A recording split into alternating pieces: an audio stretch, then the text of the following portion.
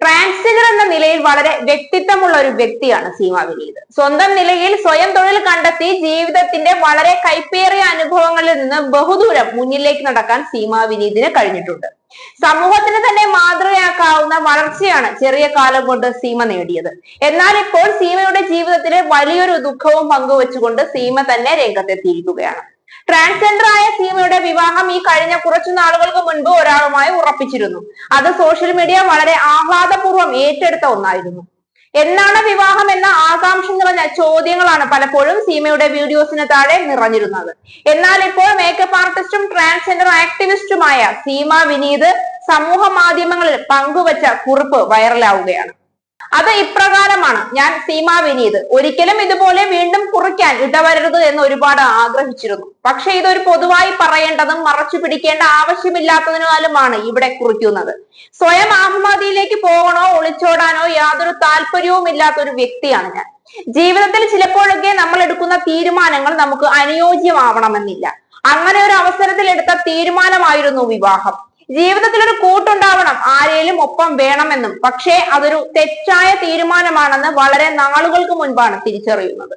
ഒരിക്കലും യോജിച്ചു പോകാൻ പറ്റാത്തവരാണ് ഞങ്ങൾ എന്നും. പക്ഷേ ഈ ഒരു യോജിപ്പില്ലായ്മയിൽ നിന്നും പുറത്തു കടക്കാൻ ഒരു ഭയമായിരുന്നു. മറ്റുള്ളവർ എന്തു പറയും, മറ്റുള്ളവരെ എങ്ങനെ ഫേസ് ചെയ്യും? പക്ഷെ അങ്ങനെ ചിന്തിച്ചിരുന്നാൽ ഇനിയും കാര്യങ്ങൾ കൈവിട്ടു പോകും. ജീവിതത്തിൽ ഞാൻ നേടിയെടുത്തതൊന്നും അത്ര എളുപ്പത്തിലായിരുന്നില്ല. അത്രയേറെ കഷ്ടപ്പെട്ട് സമൂഹത്തിൽ വളർന്നു വന്ന ഒരു വ്യക്തിയാണ് ഞാൻ.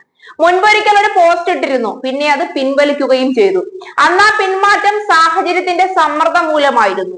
ആ വ്യക്തിയിൽ നിന്നും അത്തരത്തിലൊരു പെരുമാറ്റം ഇനി മേലിൽ ഉണ്ടാവില്ല എന്ന വാക്കിനു മേലായിരുന്നു അന്ന് ആ പോസ്റ്റ് പിൻവലിച്ചത്. ഈ കുറഞ്ഞ കാലയളവിൽ തന്നെ ഒരുപാട് അനുഭവിച്ചു.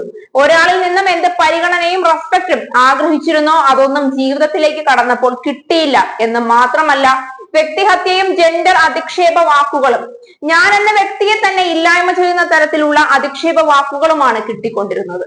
ഒരുപാട് തവണ പറഞ്ഞു കൊടുത്തു, തിരുത്താൻ ശ്രമിച്ചു, നടന്നില്ല. ഒരുപാട് തവണ മറ്റുള്ളവർക്ക് മുന്നിൽ അഭിനയിച്ചു മാതൃകാ ദമ്പതികൾ എന്ന് നമുക്ക് യാതൊരു വിലയും തരാതെ സംസാരിക്കുക, നമ്മളെയും നമ്മുടെ തൊഴിലിനെയും നമ്മുടെ വളർച്ചയെ പോലും അധിക്ഷേപിക്കുന്ന തരത്തിൽ സംസാരിക്കുക. ഒരു ദിവസം സന്തോഷത്തോടെ പെരുമാറുമെങ്കിൽ പെട്ടെന്ന് പേടിപ്പെടുത്തുന്ന തരത്തിലാണ് സ്വഭാവം. പലപ്പോഴും ഒരുപാട് വലിയ പ്രശ്നം ഉണ്ടാവാതിരിക്കാൻ നിശബ്ദത പാലിച്ചു. മനസമാധാനത്തോടെ നന്നായി ഉറങ്ങിയിട്ട് മാസങ്ങളായി. എന്റെ ദിനചര്യകളും ജോലിയും ശരീരവും മനസ്സും ഒക്കെ കൈവിട്ടു പോകുന്ന അവസ്ഥയിലേക്കാണ് ജീവിതം പോയിക്കൊണ്ടിരിക്കുന്നത്.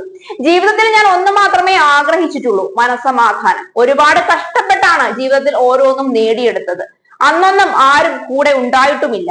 ഇപ്പോഴും എപ്പോഴും ഞാൻ ഞാനായി ഇരിക്കാൻ ആഗ്രഹിക്കുന്നു. എന്റെ മനസമാധാനം നഷ്ടപ്പെടുത്തുന്ന ഒന്നിനെയും എനിക്ക് അംഗീകരിക്കാൻ സാധിക്കുകയില്ല. സാഹചര്യവും അവസ്ഥയും മനസ്സിലാക്കുന്ന കുറച്ച് സുഹൃത്തുക്കൾ കൂടെ ഉണ്ടാവുമെന്ന് പ്രതീക്ഷിക്കുന്നു. സീമയുടെ ജീവിതത്തിലെ ഈ അപ്രതീക്ഷിത ദുഃഖം സീമയുടെ ആരാധകരെല്ലാം ഏറ്റെടുത്തു കഴിഞ്ഞു.